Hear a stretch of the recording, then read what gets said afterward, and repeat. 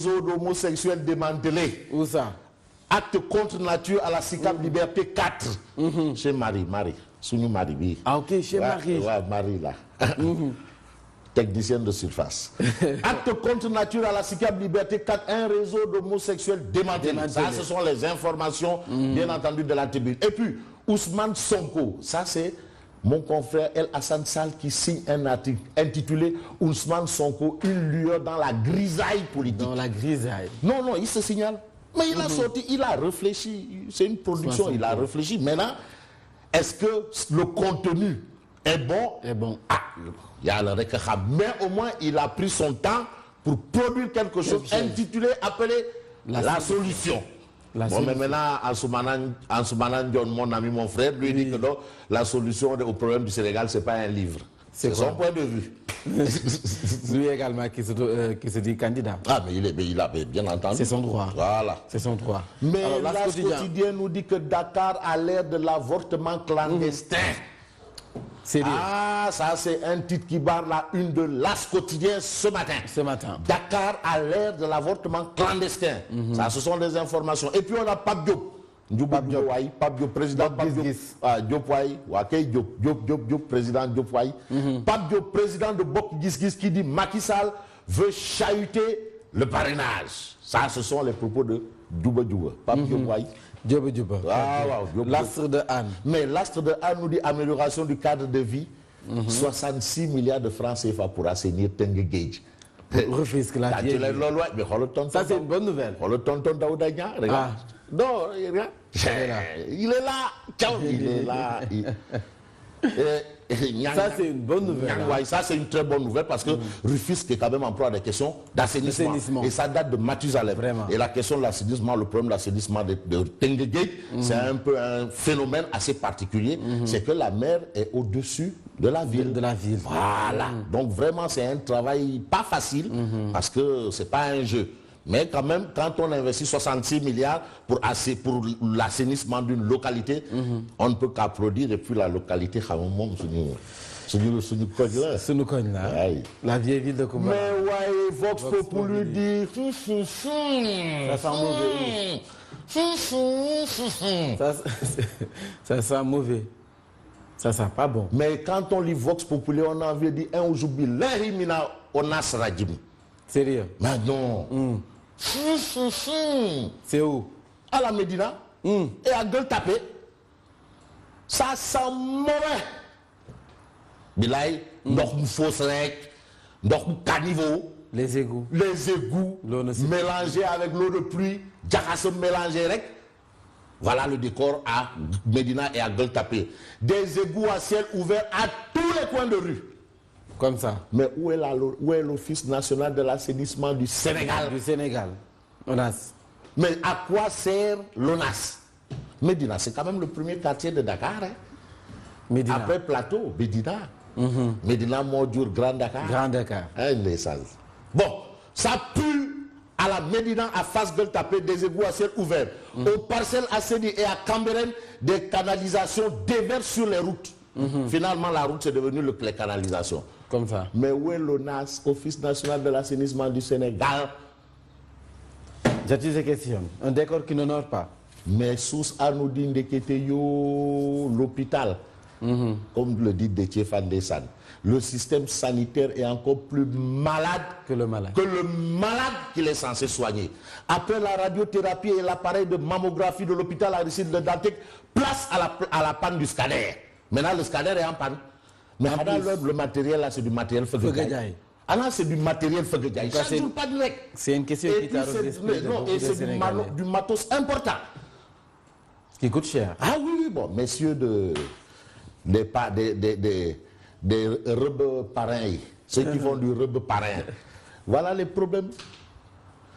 Place à la panne du scanner de l'hôpital Aristide Le Dantec. Oui, il faut du diamati. En tout cas, mais ce n'est pas tout. En tout cas, on attend de voir.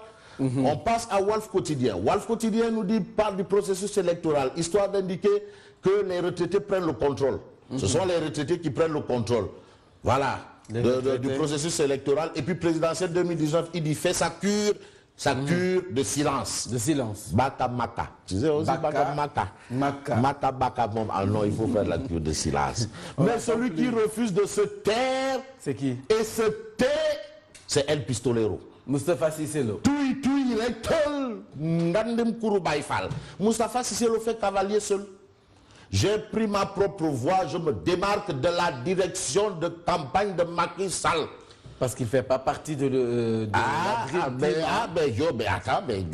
type. Et il est libre, hein? Waouh. J'ai pris ma propre voie. Ça, ce sont les propos de Moustapha Cissé Lo. Une autre information, le PDS risque l'invalidation. Comment? Par rapport au changement de couleur de la fiche de collecte de parrainage, moi, ça c'est du n'importe quoi. Ça ne tient pas debout. Non, franchement, il faut être sérieux. Non, on doit même arrêter ce qu'on fait là, parce que quand même, non, attends.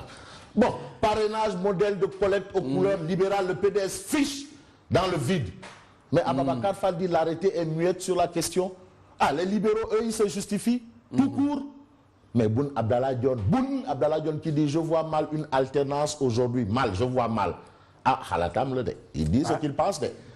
Ah, c'est ça. Mais ce n'est ni Dieu ni l'enfant de Dieu. Non, reste avec le quotidien, le quotidien. Doucement, parce que c'est fondamental. Les insuffisants rénaux privés de soins. Hôpital de Grand Yoff, dialyse dans la panne. Ah, la dialyse de l'hôpital de Grand Yoff est en panne. Mais Anne Khalis bi. Mais c'est grave. Mais non, le système sanitaire est encore plus malade que le malade qui est censé soigner. C'est-à-dire, venez prendre, collecter les parrains encore. Nous, c'est ça. Bon. C'est ce que dénoncent les Gossemeurs. Mais les Gossemeurs et les Gossemeuses. Voilà. Dakar Time nous dit que la peur s'installe chez Macky. Macky a peur. Il ne dort plus la nuit. Macky, mais pourquoi? Eh bien, parce que Karim Wade fait ses valises pour son retour à Dakar. Karim dit non. Ah, le comeback. Ah, le comeback de l'El Ould Ndel. L'El Ibn Ndel. Ah, le comeback de l'El Ibn Ndel. Mais l'El Ibn Ndel fait la une de Réumi Quotidien. Parrainage, Karim alerte sur les faux collecteurs de parrains. Parce qu'il y en a aussi, hein. Des apéris se font passer pour des collecteurs de Wade fils. Ah, tout est dedans. Mais multiplication des candidatures à la présidentielle, ni le parrainage, ni la caution n'ont été dissuasifs. Ouais. Et ça, c'est ce qu'on lit dans Réumi Quotidien avec Aline Ndiaye en illustration. Ça, c'est ce qu'indique Réumi. On passe à Zoom. Zoom Info parle de AIBD Mbour, AIBD Thiès. Il a tout bas. La côtière, il a tout bas. Et la côtière Mbour, Fatih Kaolack, la sénégalisation en route. C'est sûr. Ah, mais qu'on ne veut, qu'on ne veut pas. Hein? Ah, non, c'est-à-dire, attends, il faut le dire. Koubot Bouki Khadbaoula. Ah, ouais, Koubot Bouki Khadbaoula.